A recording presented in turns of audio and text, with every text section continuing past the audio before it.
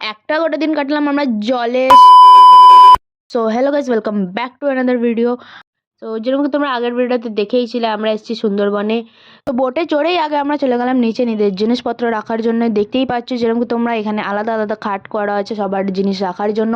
So আমরা আমাদের জিনিস এখানে রেখে চলে গেলাম ওপরে। তোমরা এবার ওভারঅল ভিউটা দেখে নাও বোটের আমাদের। একটু পরেই আমাদের ব্রেকফাস্টে দিয়ে দিয়েছিল লুচি, আলুর দম আর একটা রসগোল্লা, যেটা খেতে অসম্ভব ভালো ছিল। দেন তার একটু পরেই আমাদের চা দিয়েছিল, সেটা আমি স্কিপ করেছি। যেরকম কি দেখতেই পাচ্ছ চারিদিকে শুধু জল আর জল।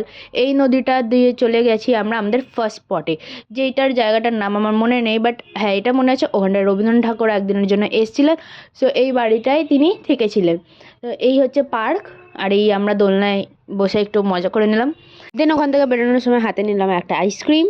বোটে চড়ার পর আমাদের দিল ছোট ছোট চিংড়ি মাছের পকোড়া আর তার সাথে পেপার বোট। আর এটা হচ্ছে আমার বোনের ইউনিক স্টাইল জুস খাওয়ার।